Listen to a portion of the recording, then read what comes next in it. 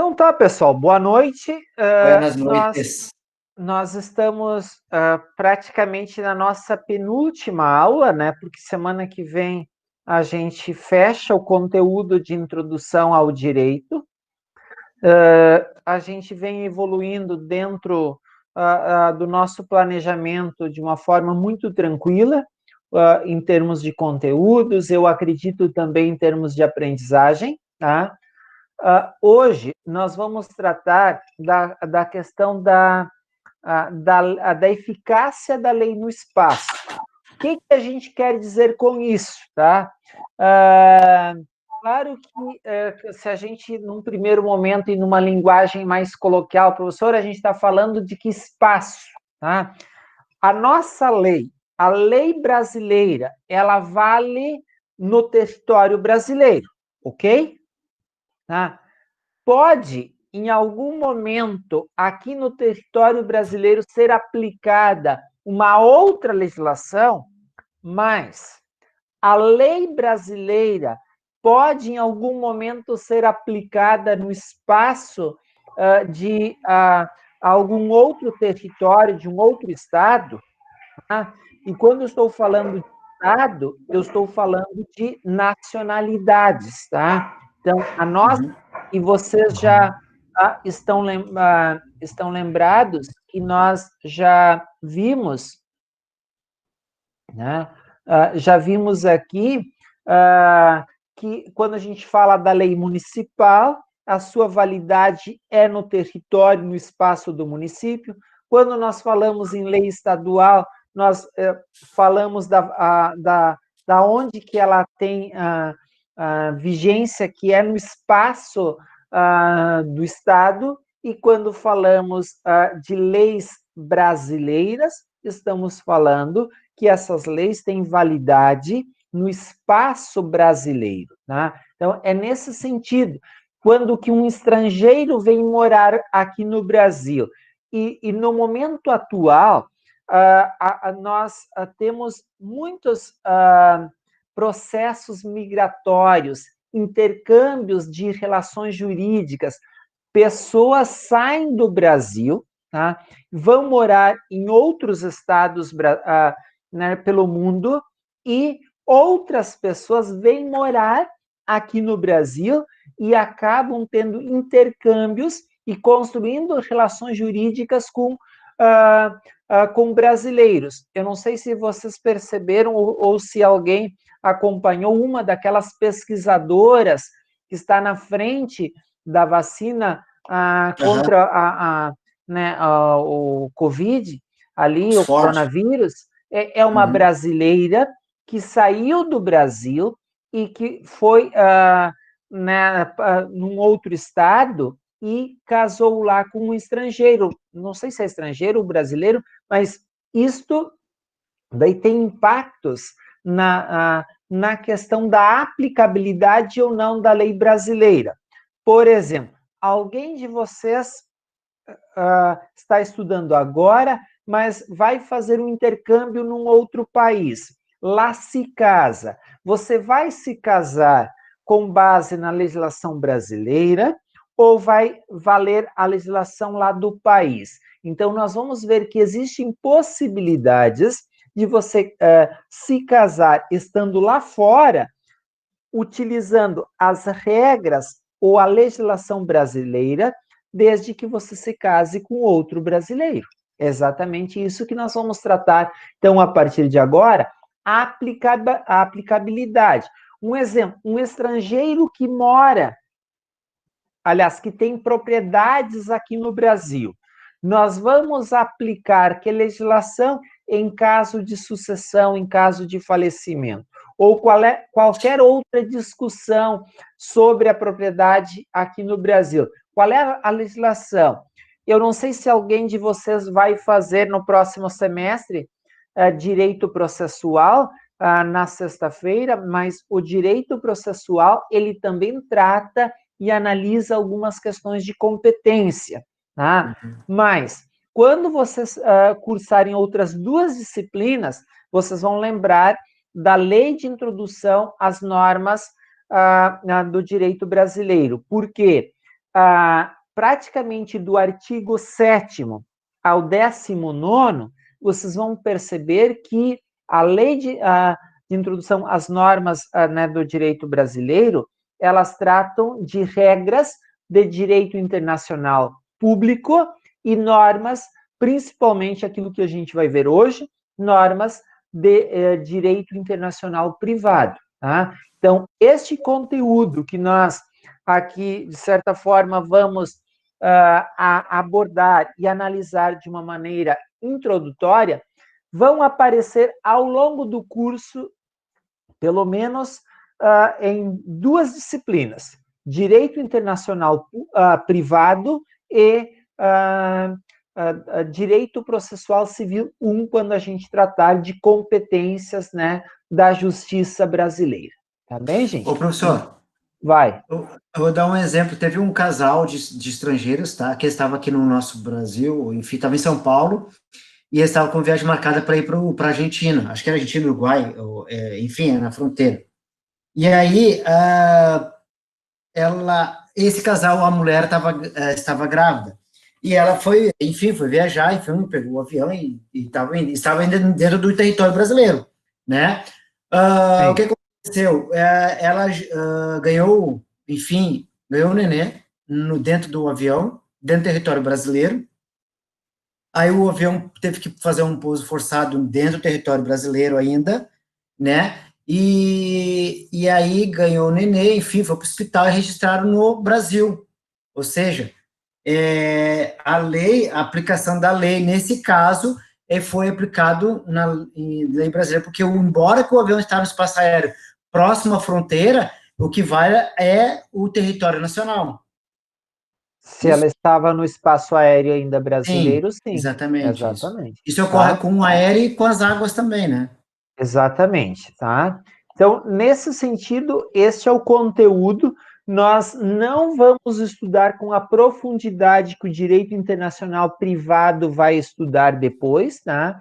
Mas eu reputo assim, a importância deste conteúdo, principalmente o conteúdo que nós vamos estudar hoje, ele vai aparecer em diversas disciplinas.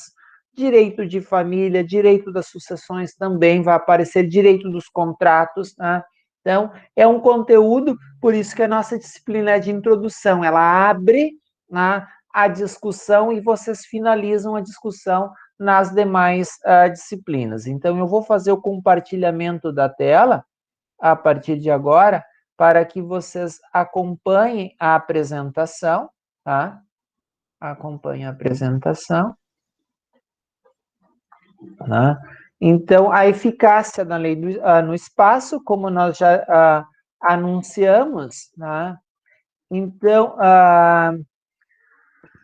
como aspectos, né, introdutórios, a gente coloca que a lei, né, de introdução às normas do direito brasileiro, ela trata dos limites da aplicação da lei brasileira e da lei estrangeira. Tá? Em que momentos, em que situações, mesmo a gente estando em outro estado, é possível a aplicação da lei brasileira, tá? E a lei brasileira, qual é o espaço que ela pode ser aplicada, tá? E também o momento que a lei estrangeira vai ser aplicada aqui.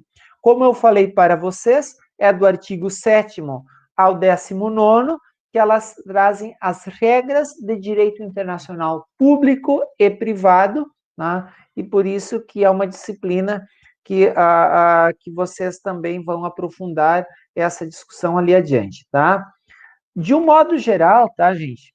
Aquilo que eu falei, quando a gente fala de lei brasileira, ela está restrita ao território brasileiro, tá? Então, sempre que a gente for falar lei brasileira, o espaço de abrangência, né, da lei brasileira, se é uma norma nacional, se é uma norma vinculada ao Estado brasileiro, essa norma se aplica a todo o território. Tá? Não é uma norma que tem validade apenas para Brasília. Claro que é possível emitir uma norma que ela vai ter uma abrangência mais regionalizada por tratar de um problema regional. Um exemplo da questão da Amazônia. Então, nós vamos ter peculiaridades de normas que vão tratar exatamente lá daquela região. Tá? Mas observem que a aplicação dessas normas, por que nós precisamos dessas exceções da aplicabilidade? Justamente em função que o intercâmbio de pessoas de diferentes estados cresce, né, gente? Então, olha a quantidade de amigos, de pessoas conhecidas que você tem que residem em outros estados. Quantas pessoas que você conhece que abriram mão de morar no Brasil e foram residir em outros estados? Quantas pessoas que você conhece que vieram de fora para cá, né? Que vieram de outros países e estão residindo aqui no Brasil? Então, é por causa deste intercâmbio que nós precisamos ter normas quando envolvem relações de pessoas de nacionalidade diferente, tá? Então, por isso que é necessário a permissão da aplicação da lei estrangeira em determinados casos, tá? E quando a gente está aplicando a lei estrangeira, nós não estamos abrindo mão ou comprometendo a questão da soberania nacional, tá, gente? Isso não compromete a soberania, tá? Isso faz parte dos tratados, das convenções internacionais entre os países, tá? E daí surgem dois princípios, né? Que é o princípio da territorialidade e da extraterritorialidade da lei, tá? Isso é bem importante, tá? Porque quando a gente está falando do princípio da territorialidade, nós estamos falando do quê? Que a norma se aplica ao território daquele estado, tá? Mas vamos olhar. Lembrem que uma das preocupações dos paraguaios era não deixar que o Ronaldinho Gaúcho e o Assis eles fossem lá para a embaixada brasileira. Sim. Sim, professor. E daí agora... Oi? Sim. Sim, professor. É porque a embaixada brasileira representa parte do território nacional em outro país, né? Exato. Olhem aqui, gente. Então, lá na embaixada brasileira, nós se aplica o quê? A norma brasileira, né? Então, além do espaço geográfico, tá, gente? Então, prestem bem atenção. Além do espaço geográfico, né, que começa no Chuí, vai até o Iapoque, né? A gente, o mapa, tu está acostumado olhando o mapa do Brasil, tá, gente? Então, ali nós estamos falando do espaço, da territorialidade. Mas também, gente, nós estamos falando das embaixadas, dos consulados, dos navios de guerra, que não é, assim, uma característica nossa, mas quando a gente for falar de outros países também, né? Navios mercantes, né, em águas territoriais ou em alto mar, tá? Então, por exemplo, nós estamos falando, né, de um território, tá? Navios estrangeiros em águas aqui, né, territoriais, tá? Aeronaves no espaço aéreo, que foi o exemplo que o colega deu. Então, nós estamos falando em todos esses exemplos, nós estamos falando do território aonde é possível a aplicação da lei brasileira, tá? Agora, além desses espaços, tá? Além desses espaços, tá? A gente tem aquilo que a gente fala da extraterritorialidade, tá? Quando que acontece a extraterritorialidade? É quando, tá, a norma é aplicada em outro estado, tá? Sempre a norma vai ser aplicada em outro estado, né, gente? Conforme o quê? Os princípios e as convenções internacionais, né? Para certas pessoas, né? Não parece. eu acho que aqui tem algum problema. É importante que sejam aplicadas as normas do seu país de origem. Agora, por que é importante? Né? Em função das suas características, em função da peculiaridade do caso, nós precisamos aplicar a norma de origem do seu país, tá? Então, é nesta situação que a norma estrangeira, ela pode integrar a nacional no momento da análise daquele caso.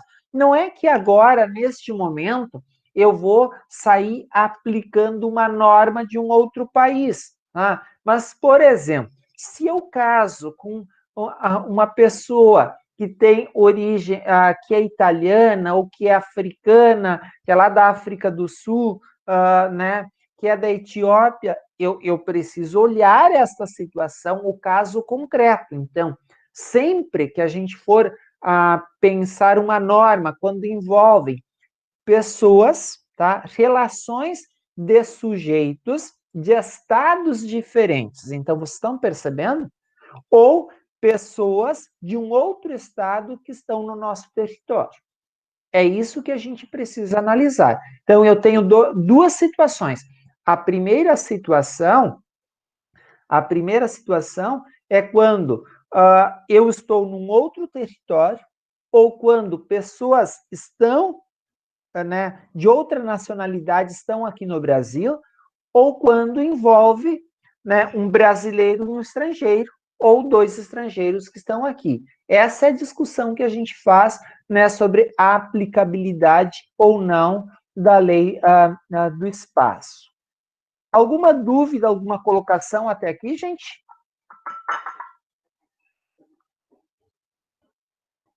Não, professor. Então, vamos adiante. Quando a gente faz essa discussão, né, da lei que se aplica, né, como regra, a gente fala do estatuto pessoal. Tá? O estatuto, quais são as leis que a gente se aplica quando que a gente tem uma questão que envolve uma determinada pessoa, tá?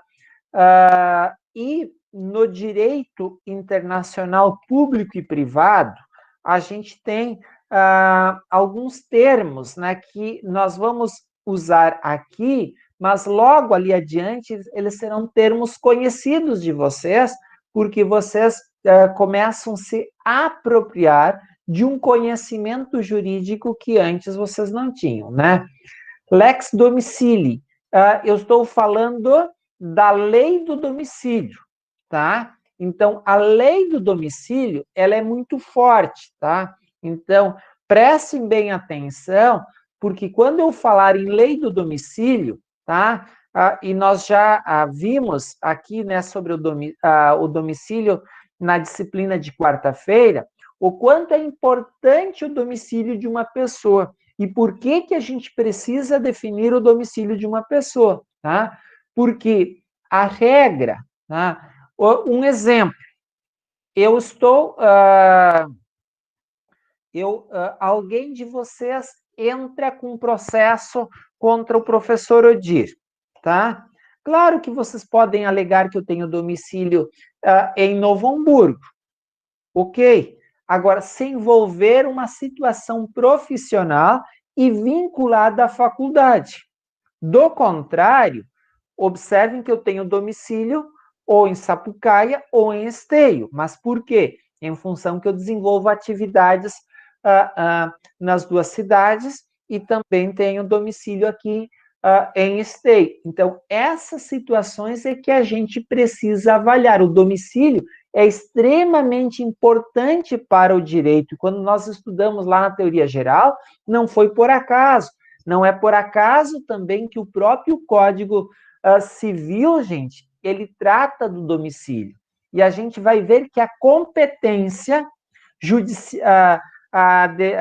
para a gente ingressar com uma ação, eu preciso olhar para o domicílio, tá? Então, o que diz o artigo 7º da Lei de Introdução?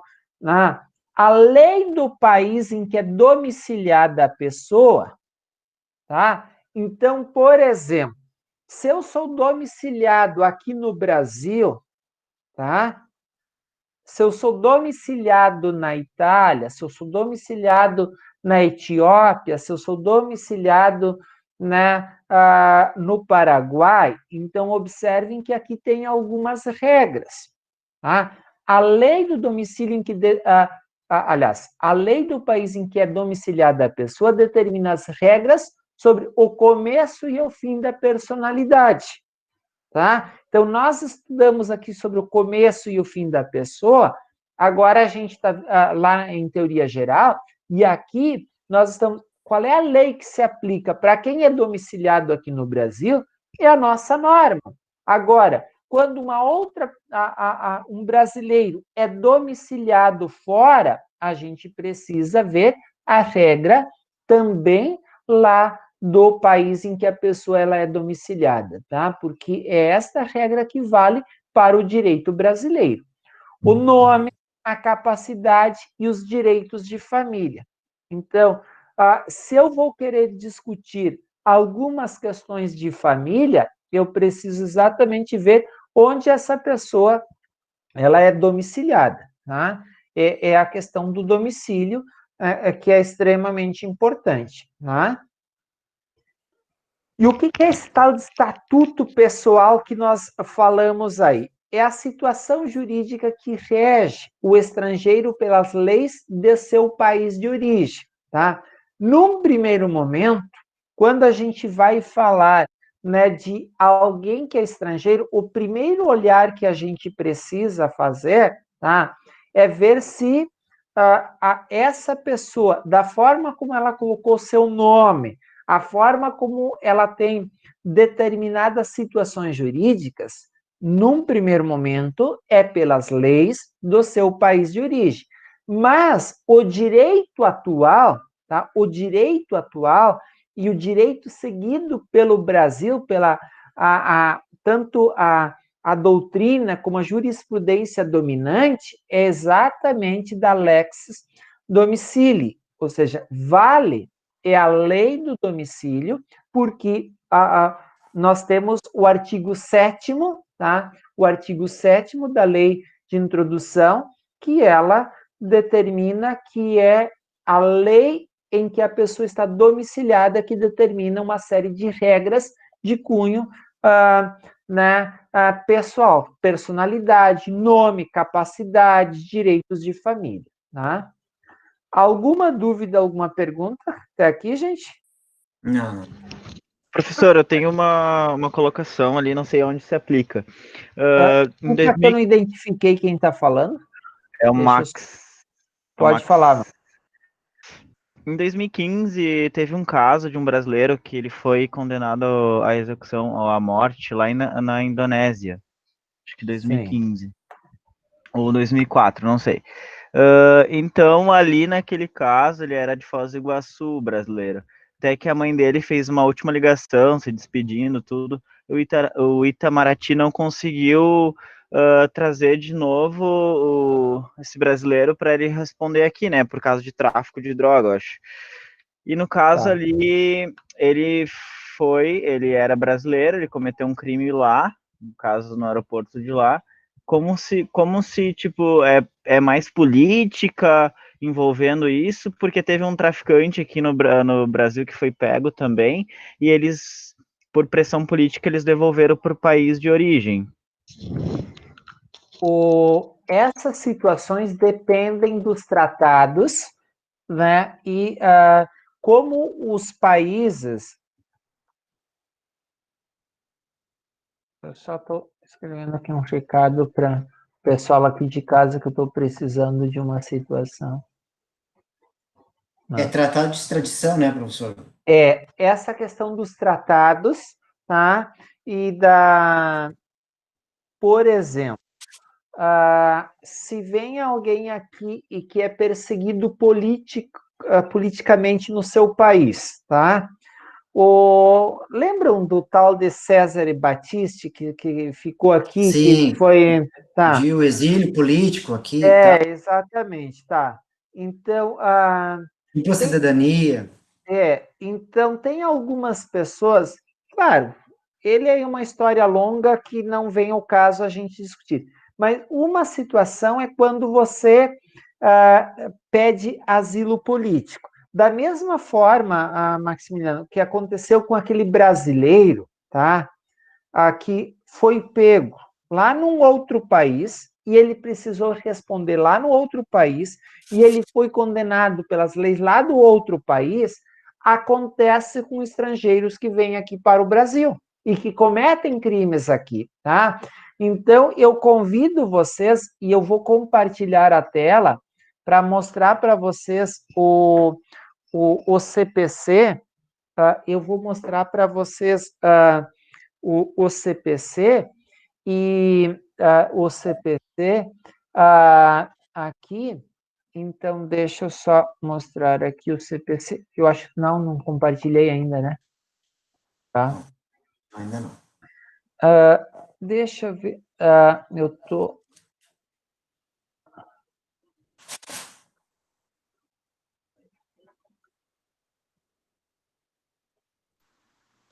Deixa. O CPC, se eu não me engano, é o artigo 22 ou 23, ali 21. Tá? Olhem lá, por favor. Tem antigo, acho que é 21. Tá? Olhem aqui, gente, tá? Então, aqui no artigo 21, nós temos dos limites da jurisdição nacional, tá? Na realidade, a partir do artigo 21, tá? Antes, eu queria mostrar para vocês uma situação nova que apareceu a partir de quinta-feira, não sei se vocês já tinham visto.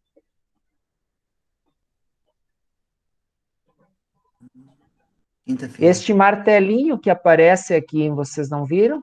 Eu reparei hoje ou ontem, quando apareceu ali, mas eu fiquei me perguntando se eu não tinha nunca reparado nele ou... Não, foi a partir Ele apareceu eu não mesmo. esse martelo aí. O que é esse martelo aí, professor? Explica para nós. Olhem aqui, meus amigos, vocês visualizar jurisprudência consolidada do artigo 21. Parece que dá para concurso, hein? Meus bem amigos, legal ele. é bacana, gente, e isso começou a aparecer na quinta-feira. Tá? Na quinta-feira. Vamos só clicar aqui para ver o que vai abrir, tá? Olhem aqui, gente. Uma decisão de de jurisprudência. Tá? Então, olha, e quando que a gente acessa, olha, então não é porque você está no seu celular, no seu computador, que você não está pesquisando e buscando coisas bacanas, gente. Olha aí, ó, tá? Então, aqui, agora a gente tem a jurisprudência consolidada. Então, às vezes, se a gente tiver dúvida, tá? E a gente estiver falando, meus amigos, vocês sabem que a aula de direito ela tem que ser debate. E é debate, tá? Então, e vocês todos sabem que vocês, primeiro, não precisam concordar com as ideias do professor e nem o professor com as de vocês, né? Tá? Então, olha aí, a gente tem mais uma oportunidade bacana aqui de pesquisa, tá bem?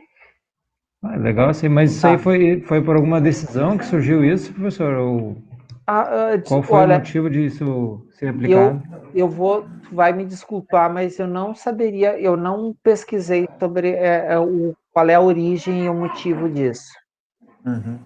Então, se alguém de vocês puder fazer essa busca, me ajudem, por favor, e daí nós podemos trazer para cá. Mas a gente estava falando em função da pergunta do colega Maximiliano. Estão lembrados? Que um brasileiro que foi, e lá ele cometeu daí ele foi condenado à morte em função da pena de morte, em função do crime, tráfico de drogas que ele cometeu lá num outro país, tá? Foi dois. Oi? Foi dois, foi ele e depois mais outro cara também. Então, gente, da mesma forma como um estrangeiro comete um crime aqui no Brasil, e vocês devem ver que a Polícia Federal prende estrangeiros, meus amigos, todos os dias.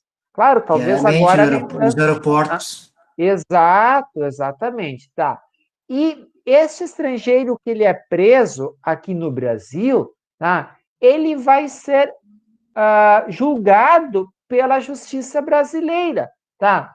Em todas as situações, quando o réu, de qualquer que seja a sua nacionalidade, estiver domiciliado aqui no Brasil, tá, gente?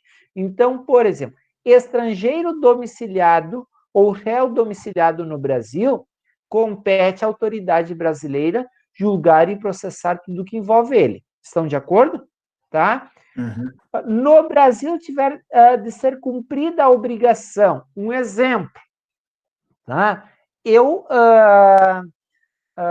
moro no Paraguai, tá? E tenho que entregar uma mercadoria para vocês. Uhum. É aqui no Brasil que eu deveria cumprir com obrigação.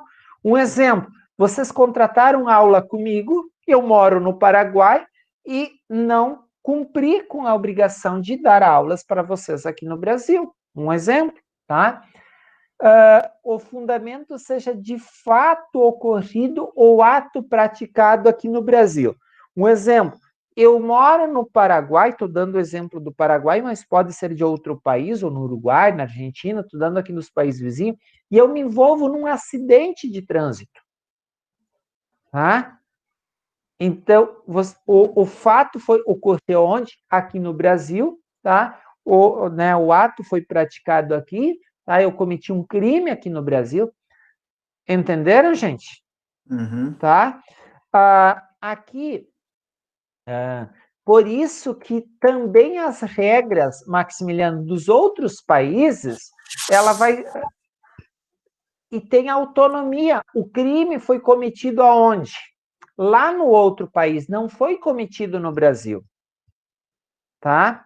Então, por isso que é competente a justiça. Eu, de cabeça, agora sequer lembro do nome do país, tá? Se puder me ajudar, por favor. Indonésia. Tá? Indonésia. Tá? Beleza, tá? Então, aqui, gente, também, tá? Também nós temos domiciliado a pessoa jurídica que tiver filial, sucursal aqui no Brasil, tá? Então, as empresas que têm filiais aqui no Brasil, tá? Multinacionais, tá? Elas aqui também é que elas precisam, é competente a justiça brasileira para analisar qualquer situação referente a elas, tá? Jornalistas estrangeiros também, né? Ou se ele estiver domiciliado aqui no Brasil e cometer alguma situação que envolva aqui o Brasil, sim. Tá? Se ele estiver domiciliado, alguma situação descrita aqui. Eu não sei se vocês lembram que teve um jogador que ele... não sei se era... agora, o nome, eu não lembro se é Borja ou alguma coisa. Ele foi centroavante do Juventude, não sei se chegou a jogar no Grêmio também, e que ele devia alimentos. E ele veio para jogar uma partida da Libertadores, se eu não me engano, aqui em Porto Alegre, tá? E ele recebeu a intimação no momento que ele desceu no aeroporto. Mesmo ele estando, olha aqui, ó, mesmo ele estando num outro país, trabalhando num outro país, tá? Ele recebeu a intimação quando ele desceu no aeroporto. Tá? Então, compete ainda à autoridade brasileira processá-la e julgar as ações de alimentos quando o credor tiver domicílio ou residência no Brasil. Tá? E, no caso, daí o credor, o filho morava onde? Em Caxias do Sul. Tá? Esse filho foi de quando ele morava lá, ele trabalhava lá, jogava futebol, trabalhava no Juventude. O réu mantiver vínculos tais como posse ou propriedade de bens, recebimento de renda ou obtenção de benefícios econômicos no Brasil, tá?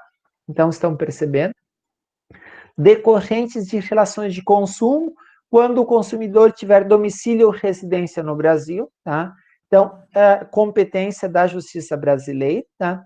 Em que as partes expressa ou tacitamente se submeterem à jurisdição nacional, tá? Então, vocês perceberam, aqui nós temos situações que diz que é a justiça brasileira né, independente de quem estiver envolvido nessas situações, perceberam? Uhum. Agora, olhem aqui o artigo 23, ele fala da competência exclusiva. O que é competência exclusiva? Quando que nenhuma outra autoridade judiciária pode analisar. Aqui, meus amigos, é competência concorrente, justiça brasileira e a justiça lá de um outro país, tá?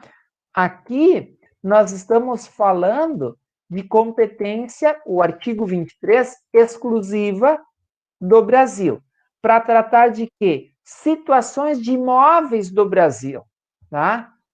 Gente, qual imóvel, vocês lembram do que nós estamos falando? Sim, professor. Bens, De bens né? imóveis. Terrenos, apartamentos, propriedades, tá? Nós estamos falando, tá? É somente a justiça brasileira, tá? Olhem aqui uma outra situação também. Em matéria de sucessão hereditária, proceder à confirmação de testamento particular e ao inventário e à partilha de bens situados no Brasil, ainda que o autor da herança seja de nacionalidade estrangeira ou tenha domicílio fora do território nacional. Perceberam? Vou dar um exemplo.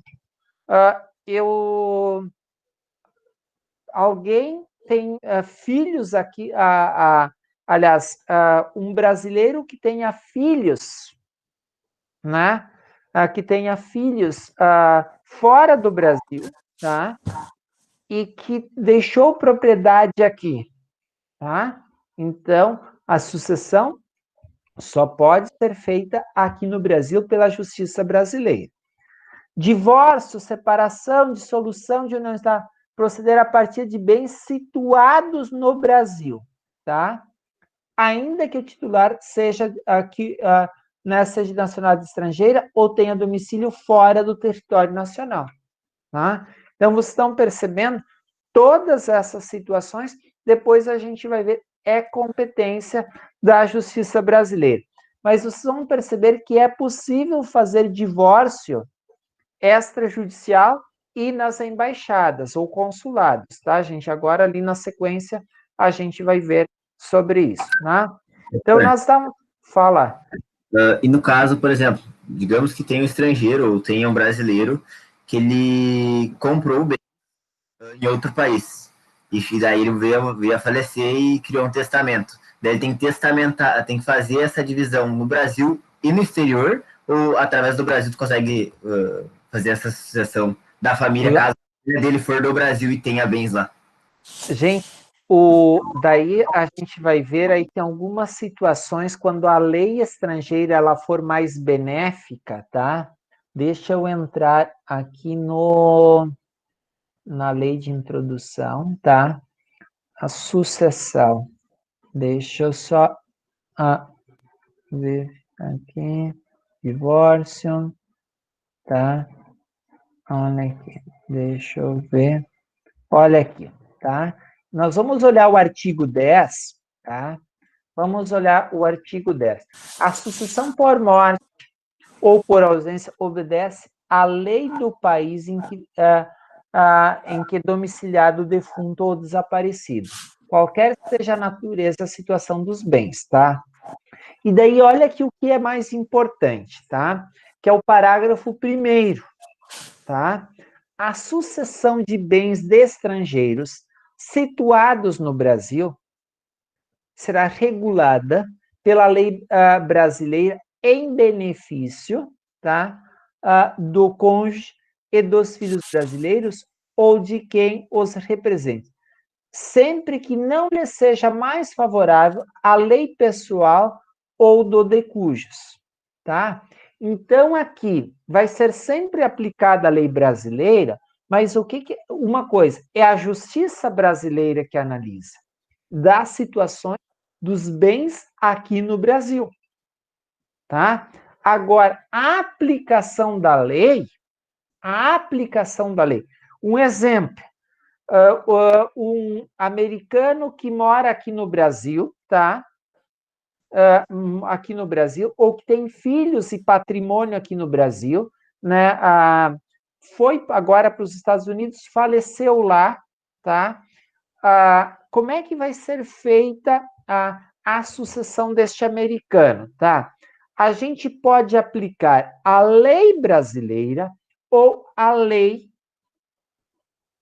da nacionalidade do decujus, quando ela for mais favorável, se ela for mais favorável, tá? Então, uma coisa é a gente dizer a competência de quem? Se o bem está aqui no Brasil, compete à justiça brasileira. Se o bem está lá fora, tá? O Brasil não vai, porque quando se tratar de bens, nenhum país abre mão, né, gente? É uma questão de soberania. Eu não posso permitir que se aplique aqui na questão de bens as leis paraguaias ou as leis norte-americanas, tá? Então, mesmo teria que buscar, depois de fazer a separação dos bens aqui em território nacional, teria que buscar, então, o advogado lá ou as leis deles lá para fazer a divisão dos bens que ele tem fora do país, isso? É que daí, eu vou te dizer, a gente teria que olhar para a lei desse país.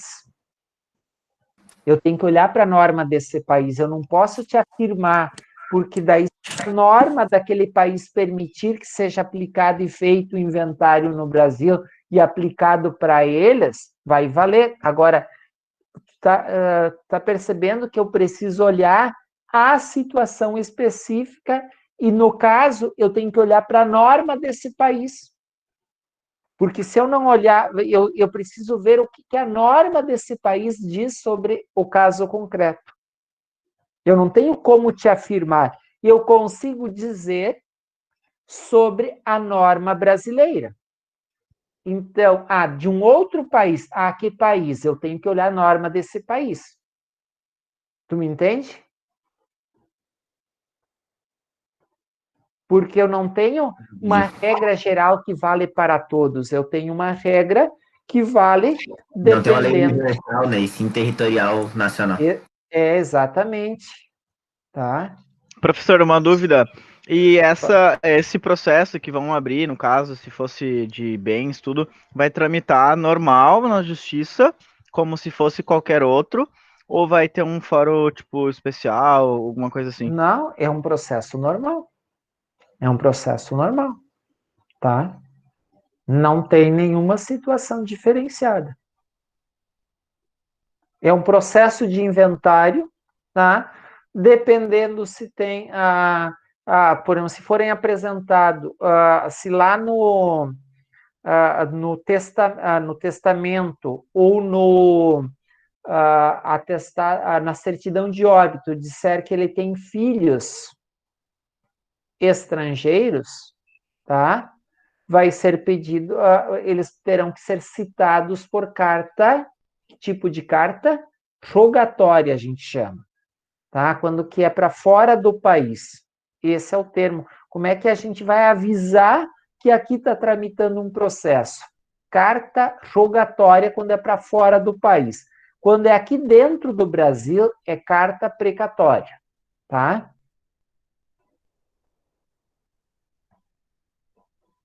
Professor, Fala.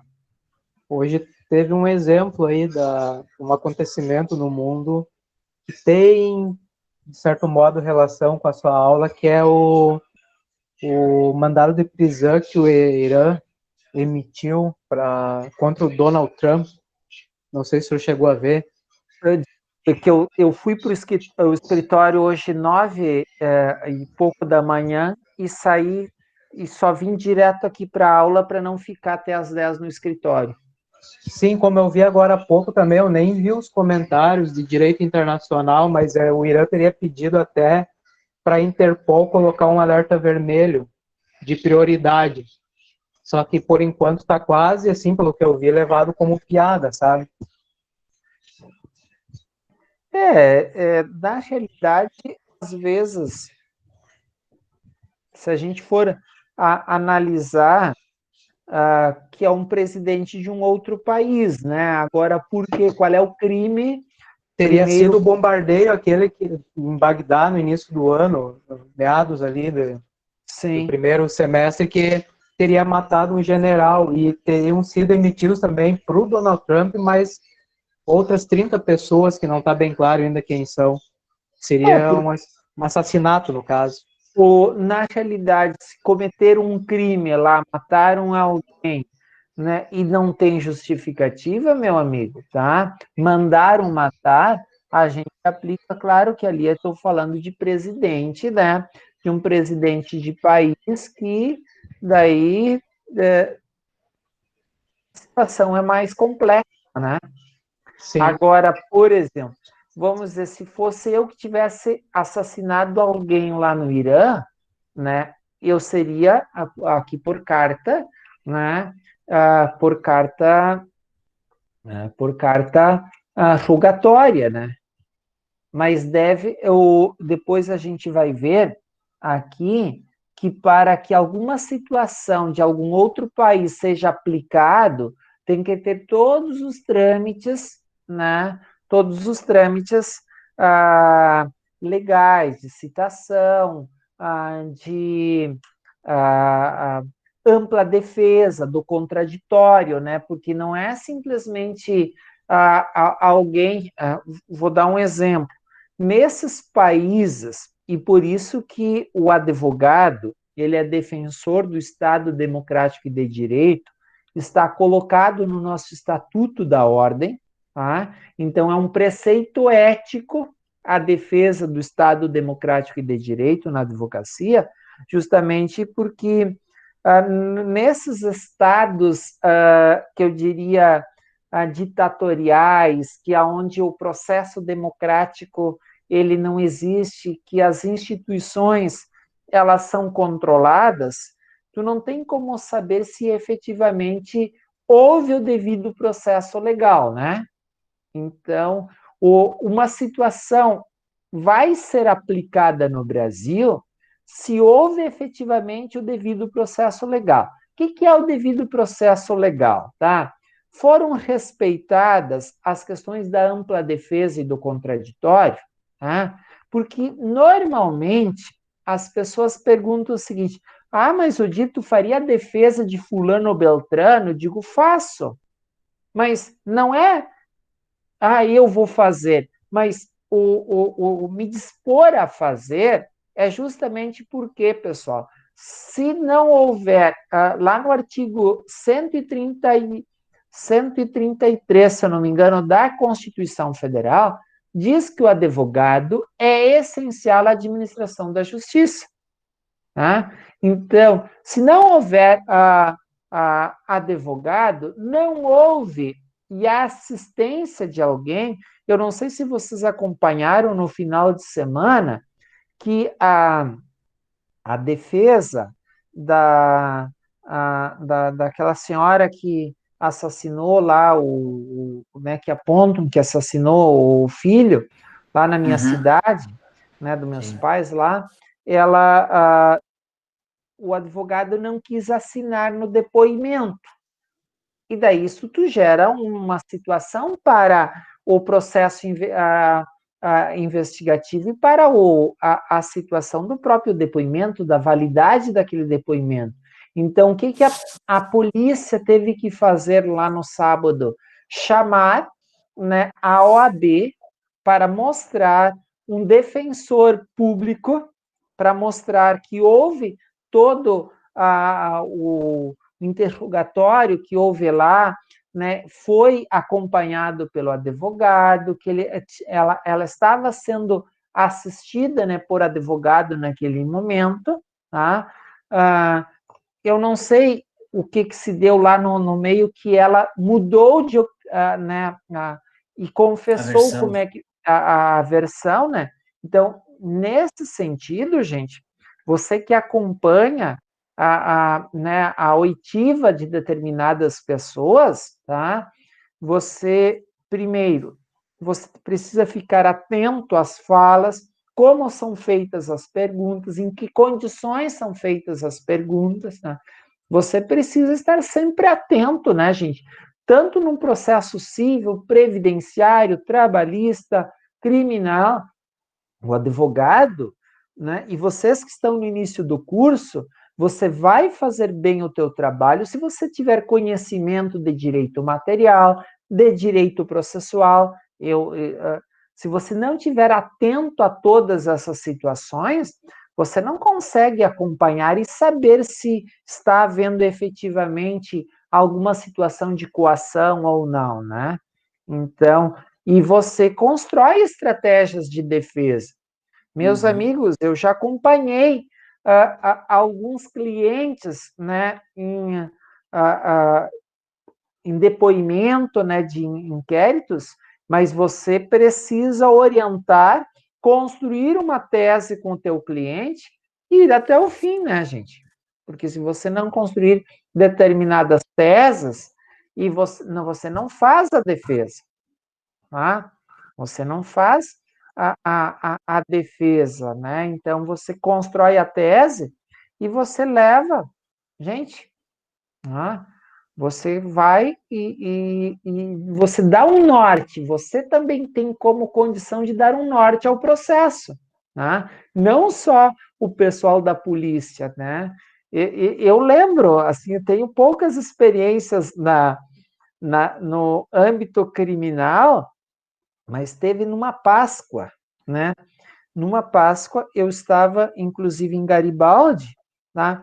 Pô, daí uma família me ligou, né, que tinha acontecido uma situação no âmbito familiar, né, e que se eu podia retornar e dar uma assistência para eles, tá? Eu já passei, assim, de imediato algumas orientações e nós construímos uma tese, tá? Uma tese, e a partir daquela tese, ali a família foi absolvida, tá? Porque o que aconteceu? Tinha um ex-cunhado que veio e bateu na irmã na frente do portão, né? E dos irmãos não aguentava mais aquela situação, né? Buscou uma arma, não atirou assim não atirou na pessoa, mas atirou próximo da pessoa, nos pés da pessoa, né, no sentido de que ela fosse embora, né? Que ela fosse embora. Mas agora, onde é que ela atirou? Foi de dentro de casa? Foi de dentro do pátio ou foi na rua? Você tem que construir a tese, tá? Você tem que construir a tese, porque uma situação se atirou de dentro do pátio para impedir o ingresso de um agressor, e uma outra situação se atirou na via pública. Estão percebendo?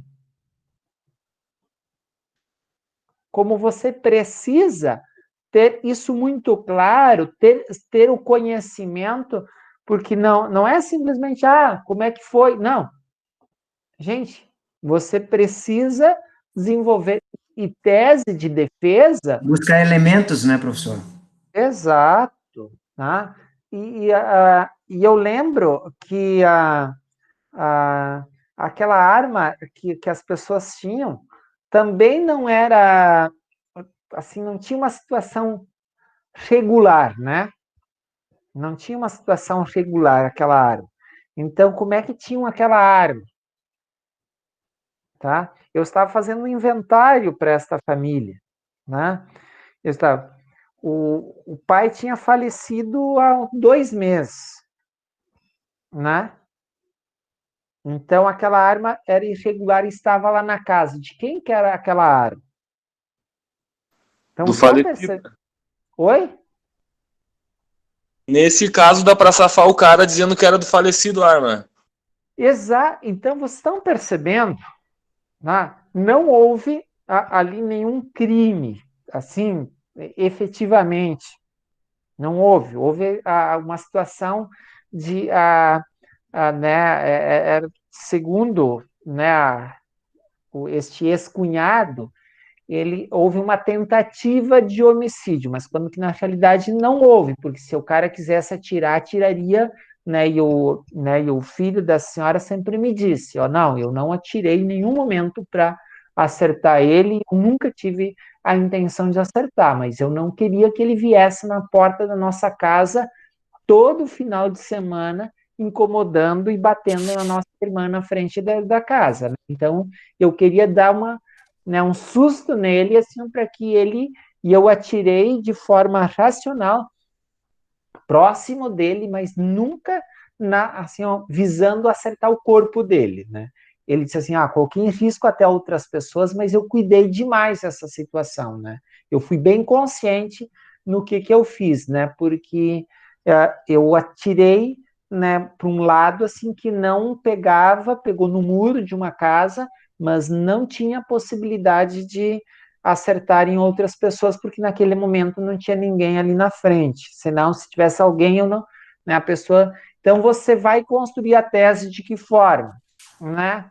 Não atirou no chão, atirou para o ar, que era uma forma de espantar, assustar. Então, e eu lembro que nós construímos a tese, tá? Eu orientei eles a entregar a arma, entregaram a arma, disseram de quem, foram ouvidas várias pessoas, era do fulano, todos disseram a mesma situação, então você constrói uma tese, tá, gente? Então, tem momentos que você constrói, tá? Então, isso no dia a dia, no direito, né, nós utilizamos, tá? Então, por isso que os advogados que atuam mais na área penal, eles, quando é que eles saem de uma defesa? É quando a sua tese foi para o beleléu. No caso lá daquela mulher, né, Sim, gente? o advogado de defesa argumentou que ela foi coagida, né?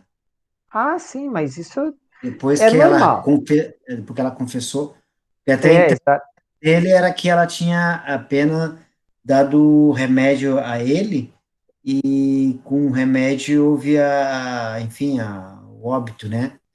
Mas a polícia estava sim, porque ele defendia houve qual é que era a tese um- do crime culposo, não doloso, sim. né?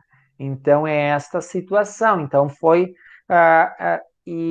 então quando a tua tese vai e o cliente não segue, é nesse sentido que a pessoa sai fora Nessa também, tá, linha, gente? Tá. Então nós mostramos lá o quanto é importante, tá? E por isso que aqui, gente, uma coisa é a competência da justiça.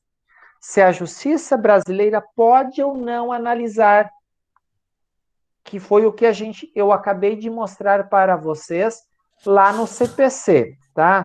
Agora, mesmo sendo a justiça brasileira, tá? Qual é a lei que eu aplico, tá? Então, a lei que eu aplico, tá? É em relação ao domicílio, tá? Então, é o domicílio que nós apontamos aqui, tá? Tá? Então, a lei do domicílio do estrangeiro será determinante nas seguintes situações. Se o domicílio dele é aqui no Brasil, ou se é no seu país, ainda o domicílio está só circulando por aqui. Então, o fato de alguém estar em viagem por aqui não significa que o domicílio dele é aqui, tá? Então, é nesse sentido. A lei do domicílio do estrangeiro será determinante nas seguintes situações. Sobre o fim, começo e fim da personalidade, nome, capacidade e direitos de família, que nós já vimos aqui, tá? Sobre móveis portados pelo seu proprietário. Tá lá no artigo 8º, tá, gente? Aqui, ó. O artigo 8º. Artigo 8º, tá? Olha, quando a pessoa não tiver domicílio, considerar-se-á domiciliada no lugar de sua residência ou naquele, né? Não, eu estou lendo o domicílio. Para qualificar bens e regular as relações a eles concernentes, aplicar-se-á a lei do país em que estiverem situados, tá? Por exemplo, aplicar-se-á a lei do país em que for domiciliado o proprietário quanto aos bens móveis que ele trouxer ou se destinarem a transporte para outros lugares, né? Então, por exemplo, eu estou transportando bens móveis, e você já sabe o que são bens móveis, tá? Então, é a lei de domicílio, tá? Do estrangeiro. Então, uma coisa é bens móveis e outra é bens imóveis. Relativo ao penhor também, tá? É a de domicílio do estrangeiro. A capacidade de suceder também. O que é capacidade de suceder, gente? Na sucessão causa mortes, tá? E sobre competência da autoridade, que nós já vimos também é a lei de domicílio, né? Para tratar daquelas situações. E daí aqui, gente, nós adentramos em algumas situações que o que é mais comum nessas relações com estrangeiros é quando envolve casamento, tá? É quando envolve casamento. Se o casamento é realizado no Brasil, gente, uma coisa é o casamento sendo realizado no cartório de registro civil, tá? De Sapucaia, de Esteio, São Leopoldo, Canoas, Estância Velha, tá? Uma outra situação é o casamento realizado na embaixada, vou dar um exemplo, dos Estados Unidos, e esse casamento for de 2 norte-americanos, tá?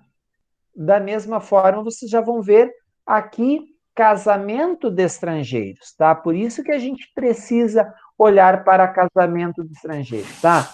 Então, olhem aqui no parágrafo. Realizando seu casamento no Brasil, será aplicada a lei brasileira quanto aos impedimentos, dirimentes e as formalidades para a celebração, tá? Então, está lá no 1521 do Código Civil, tá? Então, opa, Código Civil.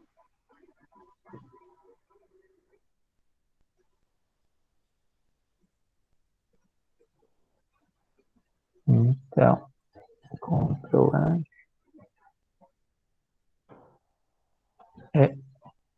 Opa. 1521. Não pode, né? Os impedimentos, tá, gente? Então, dos impedimentos, quem não pode casar, tá? Então, se o casamento for realizado aqui no Brasil, são essas regras valem, e depois o 1550, tá? É anulável o casamento, tá? Então, essas regras, tá? Da invalidade do casamento, tá? Elas estão aqui também colocadas, que valem para os casamentos realizados aqui no Brasil. Todas as regras valem se o casamento... Vou dar um exemplo. Alguém de vocês vai casar com uma estrangeira. O casamento foi realizado ali em Novo Hamburgo, ou Estância Velha, ou na sua cidade, as regras, né, valem aqui as regras brasileiras. Casamento de estrangeiros, tá? Olhem aqui, gente. O casamento de estrangeiros poderá celebrar-se perante as autoridades diplomadas ou consulares do país de ambos os nubentes. Parágrafo 2º, né, do artigo 7º. Prestem bem aqui atenção. Está dizendo que ambos os contraentes forem conacionais. O que isso significa? Mesma nacionalidade? Exatamente. Os dois estrangeiros da mesma nacionalidade podem casar aonde? Na sua frente às suas autoridades diplomáticas e consulares. Da mesma forma que brasileiros lá fora, que a gente vai ver aqui, ó. Tá? Casamento de brasileiros no exterior. Tá? Então, vamos ver. Casamentos de brasileiros. Tratando-se de brasileiros, né, são competentes as autoridades consulares brasileiras, tá? para celebrar o casamento e atos de registro civil e de tabelionato, tá? Inclusive registro de nascimento, de óbito, dos filhos de brasileiro ou brasileira nascido do país da sede do consulado, tá? Então, observem, gente, primeira situação, para que o casamento de brasileiros, tá? Ambos precisam ser brasileiros, tá?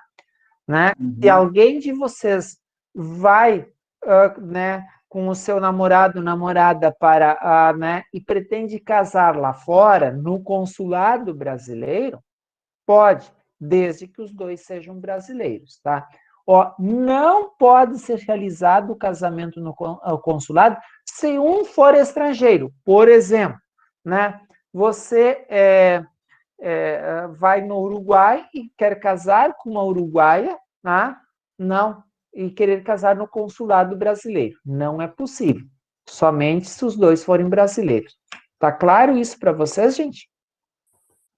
Sim. Regime de bens, tá? O regime de bens legal ou convencional obedece às leis do país em que tiverem os nubentes domicílio. Vocês perceberam? Tá? E se este for diverso, a do primeiro domicílio conjugal. Tá? Por exemplo, você conhece alguém pela internet, tá? Você conhece alguém pela internet, essa pessoa é de um outro país e vem para cá, né, para casar. Tá? Então, onde é que vai ser o domicílio? Né? Vem aqui, casa, e vocês vão residir no país dela, o dele. Tá? Então, vai valer o quê? Tá? A lei, né, do primeiro domicílio do casal. Tá? Se for diverso, né? Tem um exemplo bem esdrúxulo que eles sempre dão nas aulinhas dessa parte aí de concurso, que é um brasileiro mora no Canadá e conhece uma americana na Suíça e eles compram uma casa na Bélgica. Daí é uma confusão para explicar o direito de cada coisa, né? Porque eles moraram num lugar, eles têm casa em outro. É bem difícil. Boa ideia que tu me deu para o caso prático. Você vai explicar para nós, né? Deixa eu sair para a prova dele. Assina as alternativas. Não. Não deu ideia, gente. Obrigado, Ramon.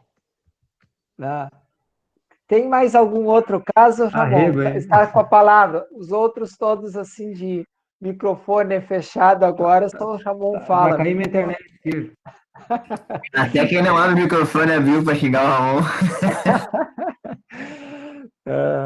Mas vocês viram que eu não dei perguntas para vocês de assinalar, né? Nas avaliações até agora, né? Não. Mas dissertativa é boa. É, só a dissertativa, né? Por que será? Mas sabe que eu já prestei concurso já para CESP, outras bancas, e embora que seja alternativas, mas algumas elas são quase dissertativas, porque é longa a pergunta que quando tu vai responder, tu já tem que ler umas 3, 4 vezes para entender o contexto. Boa ideia, Régio. Vão me trazendo ideias boas hoje. Estou precisando para fazer de avaliação. O pessoal tá pegando errado, hein? Hoje é a noite dos campeões, só os caras que estão tocando pra gente. Eita. O pessoal tá pegando errado, então. Tá louco, hein? Muito bem. Eu aproveitei enquanto alguns de vocês foram falando que eu não tinha conseguido tomar café antes da aula. Eu cheguei, eram 7h05 em casa. O cafezinho já estava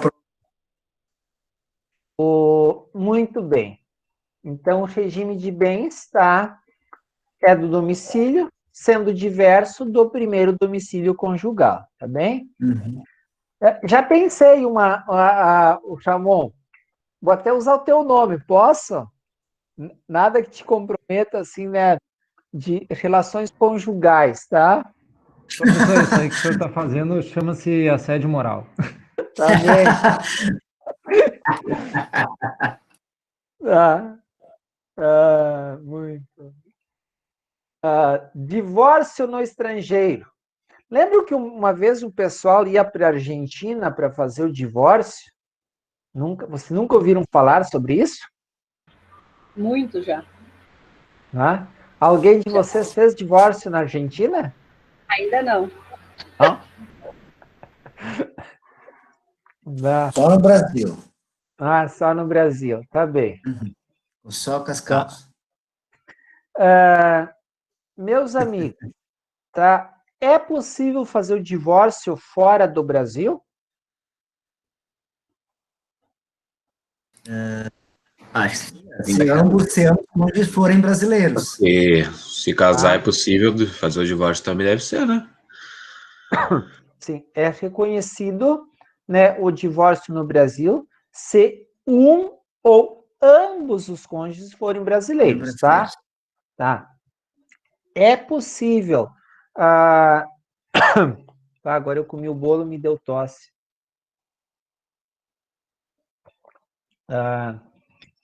Então, vamos dar uma olhada no parágrafo 1º, tá?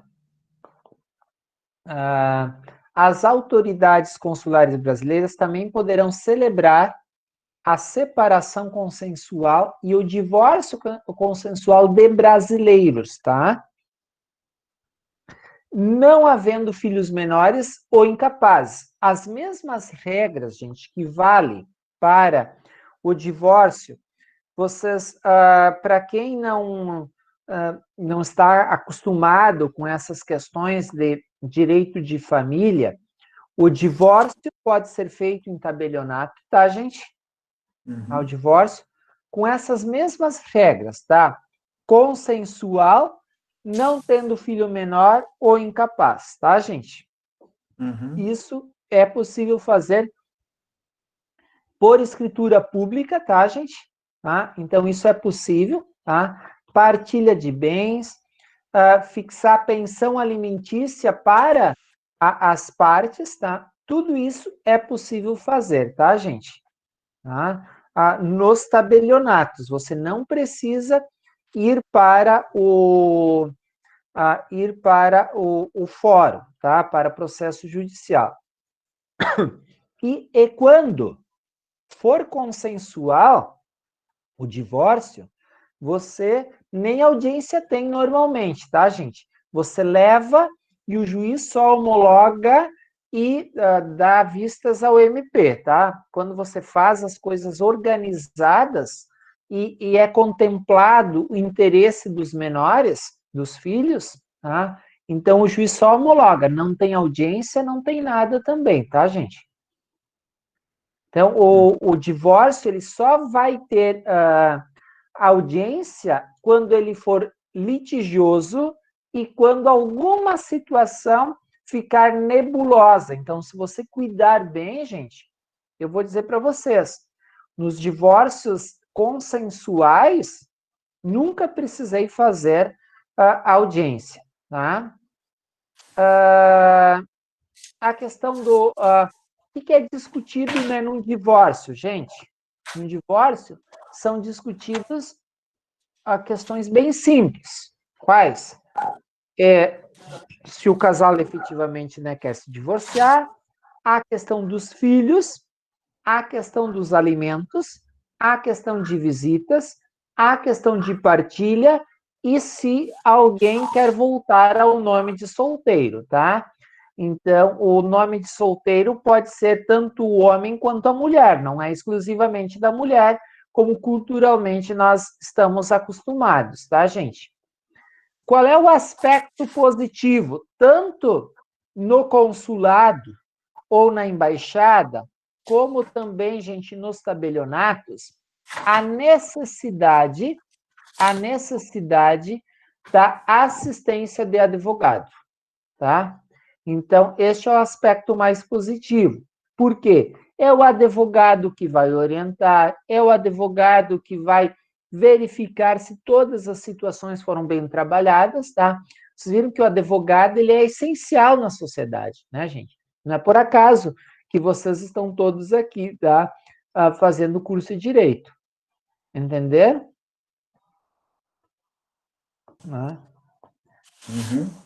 Muito bem, eu quis, assim, valorizar a nossa profissão aqui, tá, gente? Foi nesse sentido, tá? De aumentar um pouco a nossa importância no dia a dia, tá, gente? Sentença de divórcio estrangeiro pode ser homologada aqui no Brasil? Sim. Pode. Cumpriu todos os requisitos legais? Sim. É homologada por quem? STJ. Exatamente, tá? Então, embora tenha algumas situações que diga que é o STF, quem homologa as sentenças estrangeiras no Brasil é o Supremo Tribunal de Justiça.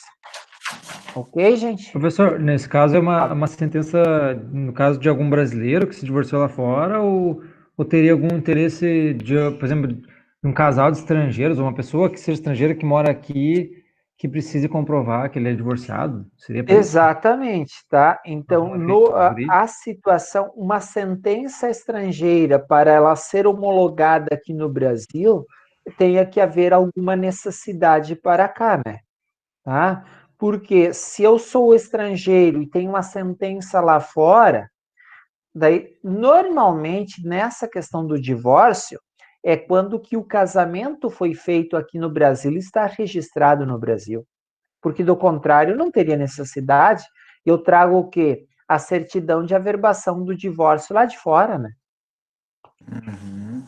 É mais nesse sentido, né? Então, eu só vou trazer uma sentença porque ela precisa causar efeito aqui, né? E qual é o efeito? E também, às vezes, tem naquela... justamente... porque se eu sou estrangeiro e eu quero casar aqui no Brasil, eu não posso ser casado, né? Que é uma das regras lá do 1521, né? Olha, 1521, tá? Opa. Tá? Eu não posso, né?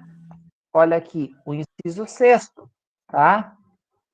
Eu, por exemplo, eu sou casado, né? Eu não posso casar. Eu estou impedido um novo casamento, né? Então, para que eu venha a constituir um novo casamento, eu preciso me divorciar, tá? Antes. Mas eu estou separado de fato. Não. Eu sou casado no papel, eu não consigo resolver essa situação, tá, gente? Eu primeiro preciso me divorciar. E daí, eu vou dar um exemplo. Mas eu me divorciei lá fora, né? Quer dizer, eu me divorciei, eu morava na Argentina, tá? Me divorciei lá. Então, para ter validade aquela sentença, que foi lá e aplicada aqui no Brasil, tá? Eu preciso da homologação do STJ, tá?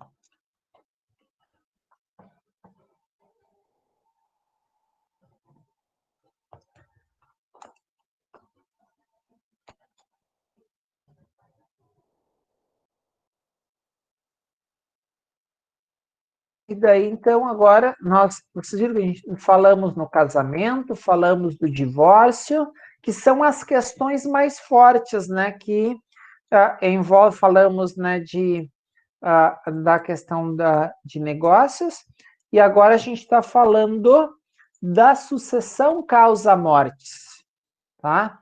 É aquilo que a gente fala inventário, tá, gente? Tá? Lei de domicílio que rege, está tanto aqui, gente, na lei como no próprio Código Civil. Deixa eu ver se o Código Civil está aberto. Aqui, se eu não me engano, é o 1785, artigo 1785.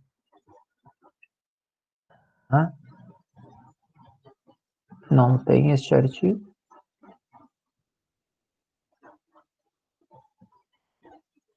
Eu estou no CPC, não. Tá.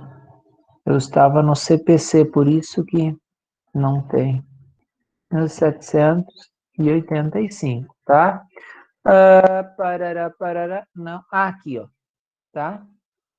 É 1787, tá? Não, opa. A ação, tá? Abre-se no lugar do último domicílio, 85, tá? Aqui é a vigência do tempo, tá? Então, é 1785. A sucessão abre-se no lugar do último domicílio, tá? Então, da mesma forma que aqui, né, a sucessão por causa, por morte ou por ausência obedece à lei do país em que domiciliado o defunto ou desaparecido, né? Qualquer que seja a natureza e a situação dos bens. Então, a natureza, a situação dos bens não interessa, tá? O que vai reger, né, é a lei do último domicílio, tá? Onde ele estiver domiciliado, tá? A sucessão de bens estrangeiros, então eu estou falando de bens de estrangeiros situados aqui no Brasil, é a lei brasileira, tá? Será regulada pela lei brasileira em benefício do cônjuge ou de quem, mas sempre que não lhe seja mais favorável a lei pessoal do de cujos. Então, aqui, gente, a lei bens de estrangeiros situados aqui no Brasil, tá?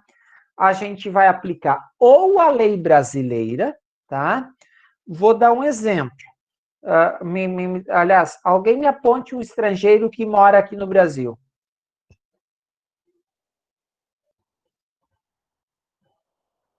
Alguém saberia de algum estrangeiro que mora aqui no Brasil? Pessoal do consulado. Tem uns jogadores de futebol aí também, né? Tá. Vamos dizer o seguinte, o D'Alessandro, né, que é uma pessoa bem conhecida. Esse aí mesmo. Tá? Se caso ele viesse a falecer, e vamos dizer que ele tem bens aqui no Rio Grande do Sul, né? Ele tem bens, tá? Eu pergunto para ele, a esposa, ele tem filhos brasileiros? Eu sei que a esposa não é. A minha pergunta, ele tem filhos brasileiros? Não faço ideia. Se eu Suponho não que me não, engano, né? ele tem filhos nascidos no Brasil, sim. Oi? Acho que Tá? tem. É isso que a gente precisa ver, né? Então, ele tem filho, mas o filho, além de ter nascido no Brasil, foi registrado no Brasil ou no consulado argentino? Vocês estão percebendo quantas coisas que a gente tem que olhar? O filho pode ter dupla nacionalidade nesse caso? Pode, tá? Mas principalmente ele não precisava ter sido registrado aqui no Brasil, no Registro Civil Brasileiro. Da mesma forma que, vamos voltar lá, ó. Olhem aqui, ó, tá? As autoridades... não é este aqui, é outro. Poderia ser no consulado, né, do país. Exato, olha aqui, ó, tá? Olha o artigo 18, tá? Ou vamos aqui na lei, tá? Artigo 18. Tá? Para a gente olhar diretamente na lei. Artigo 18, tá? Tratando-se de brasileiros, são competentes as autoridades consulares para lhes celebrar o casamento e os mais atos de registro civil e tabelionato. Inclusive, olhem aqui, o registro de nascimento. Por exemplo, vocês, né? Alguém de vocês vai morar num outro país, tá? E vocês têm um filho lá e vocês querem que este filho seja brasileiro. Vocês vão registrar ele aonde? Tem outras regras depois, né, de um tempo que você pode também, mas você vai lá no consulado brasileiro ou na embaixada brasileira e faz o registro. A minha sobrinha foi registrada na embaixada. Porque o consulado é um território brasileiro. Exato, por isso que a gente está falando de aplicada, né? Tá? Brasileiro, nascido no país da sede do consulado, tá? Tá? Então, por isso que a gente, aonde é que é uma das atribuições do consulado, né? Onde é que e por isso que os profissionais precisam ter competência técnica, né? Para ser um representante, estar num consulado, né? Então, às vezes uma das atribuições lá, deles, né? Exatamente, tá? Então, por isso da questão aqui que eu estou falando, né? Do do registro. Do registro, tá? Do registro e da importância, da mesma forma, em relação, né, o D'Alessandro não é o melhor exemplo. O Barcos, aquele que Barcos, né, que jogou, foi centroavante do Grêmio. Não sei nada sobre futebol, professor. Tá. Não vou poder ajudar, esse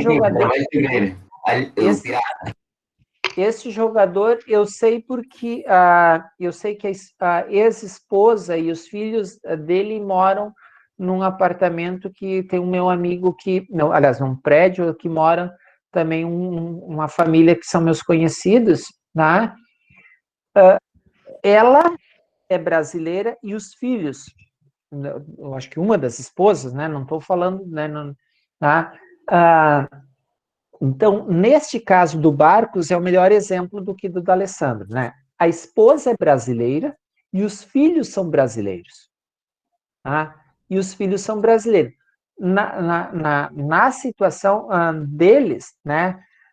Claro que hoje ela não é mais casada, mas para os filhos, tá? Para os filhos, e eu sei que ele tem bens aqui em Porto Alegre, tá?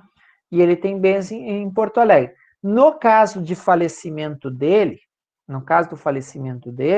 né, a gente já dá esses exemplos, mas quando faleceu todo aquele pessoal da Chapecoense, né? Então, aí a gente vai depender, né, se tinham estrangeiros lá, né, aplicam-se essas regras, né? Eu não lembro aqui de cabeça se tinha algum estrangeiro lá que jogava na Chapecoense na época, tá? Então, é a justiça brasileira competente, mas a lei pode ser tanto a lei, preste atenção, tanto a lei brasileira ou a lei pessoal do decúbito, se ela fosse mais favorável ao filho brasileiro. Prestaram atenção? Tá? Então, aqui, a lei do domicílio, do herdeiro ou do legatário, regula a capacidade para suceder. Quem são os sucessores? Quem são os herdeiros, né? Então, é exatamente a lei do domicílio, né, do herdeiro ou do legatário. Então, se o herdeiro ele reside aqui, né, é a lei daqui que vai ser aplicada.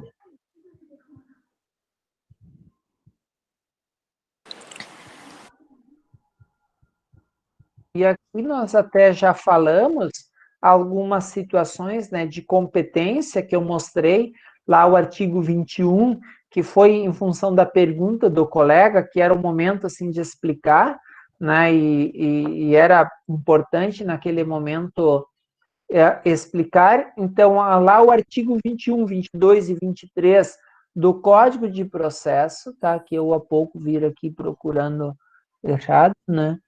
Então, artigo 21, tá? E daqui dos limites da competência da autoridade, é exatamente aqui, né, no artigo 12,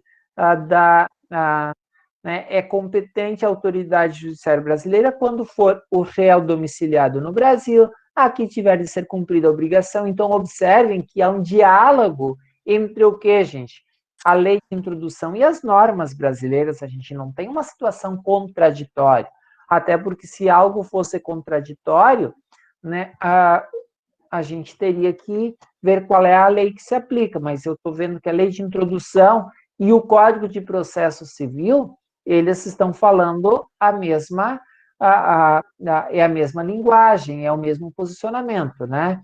Então, ó, só a autoridade brasileira compete conhecer as ações relativas aos imóveis, ok? Vimos que isso se reproduz também no Código de Processo Civil, que é a competência exclusiva da autoridade judiciária brasileira, tá? Aqui, quando for para executar, tá? A gente cumprir alguma diligência de autoridade estrangeira, tá? Também vai ser olhada o quê, gente? Tá?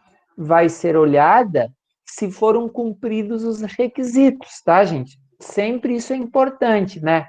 Que a lei brasileira, a justiça brasileira não vai cumprir um ato de origem, que eu diria assim, suspeita na força da expressão, mas que não foram cumpridos, não foi cumprido o devido processo legal, tá, gente? Então, são essas situações bem pertinentes aqui em relação, né, que a autoridade brasileira deve cumprir, né, segundo estabelecida pela lei brasileira, tá? As leis, atos e sentenças de outro país, como quaisquer declarações de vontade, não terão eficácia no Brasil quando ofenderem o quê? A soberania nacional, a ordem pública e os bons costumes, tá, gente? Então, observem que o próprio, quando eu falo para vocês da moralidade, a presença ética, moral nas normas e no meio jurídico, tá? No próprio direito internacional, nós temos sempre a aplicabilidade de alguma norma estrangeira ou de alguma situação estrangeira, desde que também respeitado, né, a ordem pública, a soberania nacional e os bons costumes. É possível a execução de sentença estrangeira no Brasil? Sim. Está lá no artigo 15, e os requisitos estão bem colocados aqui no artigo 15, tá, gente? Tá? No artigo 15. Então, literalidade, né, do artigo 15. Haver sido proferida por juiz competente. Nós já falamos o que é juiz competente, né? É de fato o juiz que a norma, a lei daquele país diz que tem toda a competência, é aquele que deve julgar aquele caso, tá? Ter sido as partes citadas ou haver ser legalmente verificado, né, a revelia. O que é a revelia, gente? É quando uma das partes não se defende, não ela foi citada, devidamente citada, e não se manifestou. Não compareceu. Exatamente, não se manifesta. A revelia a justiça. Exatamente, tá? Ter passado em julgado, estar revestida das formalidades necessárias para a execução no lugar em que foi proferida, tá? Estar traduzida por intérprete autorizado, tá? E aqui, gente, ter sido homologada pelo STF. Então, essa situação aqui, ela está contrária. Então, vide o artigo 105 da Constituição, eu até coloco aqui para vocês, tá?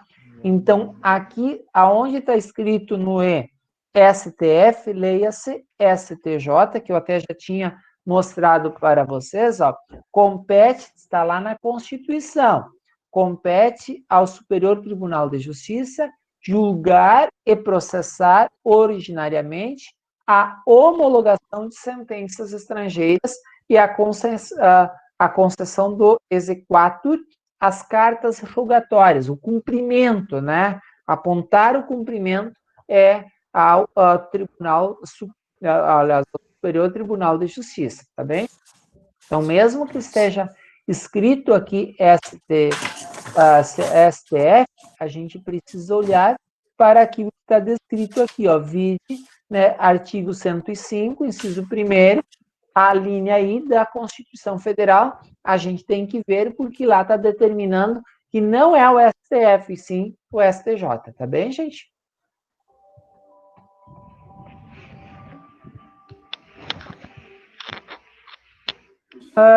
Com isso, meus amigos, nós fechamos, aqui estão as referências, né, das normas que nós utilizamos aí para a aula de hoje, tá?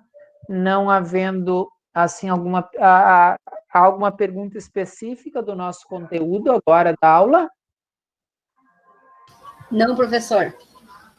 Então, eu vou fechar. Mais alguém? Eu vou fechar aqui a gravação.